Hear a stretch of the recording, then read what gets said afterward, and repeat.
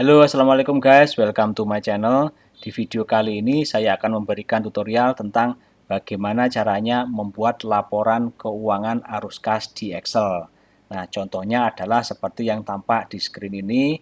Di bagian headernya ini ada informasi perumahan, RT, kecamatan, dan seterusnya. Di bawahnya ada informasi periode laporan, bulan dan tahun ya. Kemudian di bawahnya lagi ada item pelaporan yang meliputi tanggal, keterangan, uang masuk, uang keluar, serta saldo. Di bagian bawah, teman-teman kalau membutuhkan juga bisa menambahkan catatan. Nah, dua hal yang saya perlu tekankan di sini, yang item ini saya pakai tabel ya, teman-teman.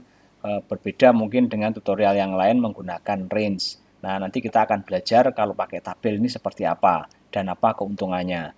Kemudian kita juga akan lanjut sampai dengan closing ya. Bagaimana caranya closing, terus di periode berikutnya nanti akan seperti apa. Oke, langsung saja. Ini sudah saya siapkan lembar Excel kosongnya. Saya copy beberapa label ya teman-teman dari contohnya seperti ini. Jadi nggak mulai kosong-kosong amat, tapi ini nggak kritikal ya. Saya yakin teman-teman bisa melakukannya sendiri. Ini sebatas label saja. Nah, berikutnya adalah kita akan set ini bagian header. Pertama kita set fontnya 14, kemudian cetak tebal seperti ini. Untuk bulan dan tahun kita kecilin 11. Terus kemudian sekarang kita set untuk tabel item pelaporannya. Nah, ini kita blok seperti ini ya, tanggal sampai dengan saldo, kemudian klik menu insert, tabel. Nah, sekarang dicentang yang my table has header. Nah, defaultnya warna biru, kita ganti warna hijau ya teman-teman. Seperti ini, kemudian kita hilangkan filter buttonnya. Kita tambahkan total row ya, nanti akan kepake. Terus kemudian untuk bordernya ya kita set bordernya seperti ini. Kemudian untuk judul kolomnya ini kita set warnanya putih. Nah, seperti ini. Selanjutnya nama sheetnya kita ganti ya, November. Kemudian kita bisa coba mulai isi ya, bulan November ini pelaporannya tahun 2023.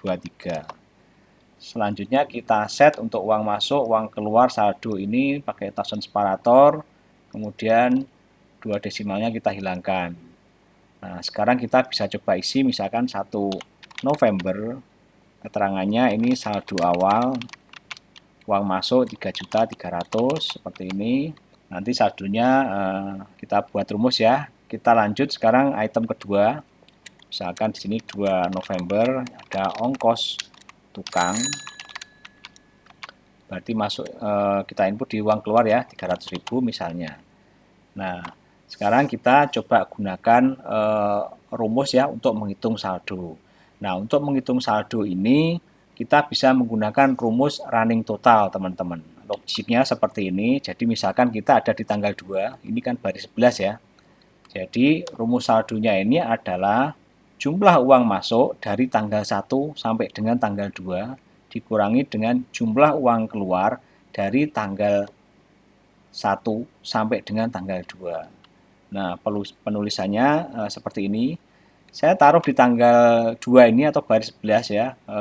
Ini biar lebih enak saja dalam memahami ya. Kalau di sini nanti kan barisnya kan di sini juga. Tapi kalau di baris 11 ini atau tanggal 2 ini enak dari tanggal 1 sampai dengan tanggal 2. Nah, caranya seperti ini, kita ketik sama dengan sum ya, dari baris 1 sampai dengan baris 2, dari tanggal 1 sampai dengan tanggal 2, berarti yang tanggal satunya kita log, di sini adalah G10 ya teman-teman, ya G10-nya ini kita log. Kita kasih dolar di depannya atau teman-teman tekan F4 juga bisa. Nah, ini sampai dengan ini titik 2. Nah, titik 2-nya ini kita pakai nama kolomnya. Kita klik seperti ini. Jadi pakai akeong uang masuk kurung tutup dikurangi dengan sum juga. Ini sama. Jadi dari tanggal 1 sampai dengan tanggal 2. Dalam hal ini adalah H10 ya, teman-teman. Kemudian jangan lupa kasih dolarnya. Atau tekan F4 juga bisa. Nah, titik 2 sampai dengan ini kita klik kolom uang keluarnya. Nah, seperti ini. Kurung tutup. Nah, hasilnya nanti untuk yang baris 11 atau tanggal 2 ini saldonya adalah 3 juta. Nah, seperti itu ya teman-teman, gampang sekali. Nah, selanjutnya di bagian total ini kita geser ya. Nah, ini di sini. Kemudian rumus untuk total uang masuk ya ini sum saja. Uang keluar ini juga sum. Kemudian di saldonya ini kita ganti rumusnya sama dengan uang masuk dikurangi dengan uang keluar seperti ini. Nah, selanjutnya kalau teman-teman pengen nambah baris, tinggal tekan tab ya, dari saldo terakhir ini tab, misalkan sekarang tanggal 3 November gitu ya. Ini misalkan ada uang partisipasi warga, misalkan 500.000, ini masuk ke kolom uang masuk ya. Nah, saldonya juga otomatis bertambah. Seperti itu ya teman-teman, mudah sekali. Nah, ini enaknya pakai tabel, jadi teman-teman nggak perlu punya baris kosong lagi. Kalau dengan range, teman-teman harus menyiapkan item-itemnya ini, jadi paling tidak mengantisipasi kalau misalkan nanti ada penambahan baris, mungkin bisa sampai 10 atau 20 baris kosong. Kemudian harus ngakali di rumus saldonya. Dengan cara seperti ini teman-teman nggak perlu melakukan seperti itu. Saya lanjut, misalkan kita isi sampai 4 item saja ya teman-teman, cukup nih uang partisipasi warga, misalkan di sini ada doa bersama, ini uang keluar 750.000.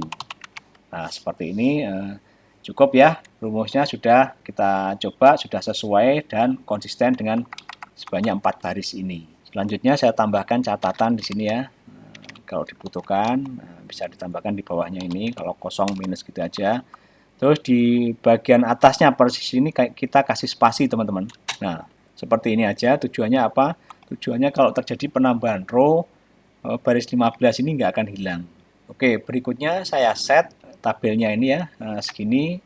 Kita set print area melalui menu page layout, kemudian kita klik dulu size-nya A4 ya, kemudian print area kita pilih seperti ini.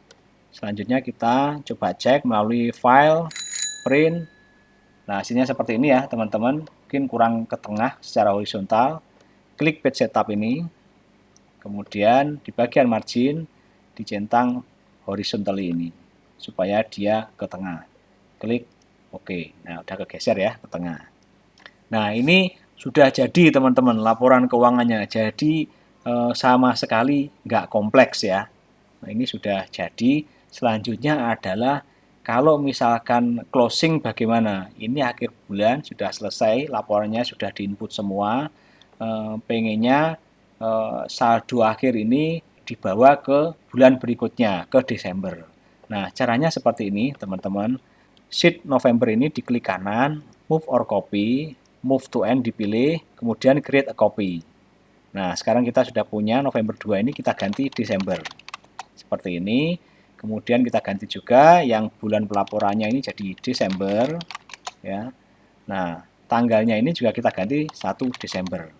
Selanjutnya saldo akhir ini atau yang ini salah satu ini kita copy ya, klik kanan, copy. Ini kita paste ke saldo awal 1 Desember tadi seperti ini. Paste values. Nah, sekarang sudah tercopy. Selanjutnya yang ini kita hapus.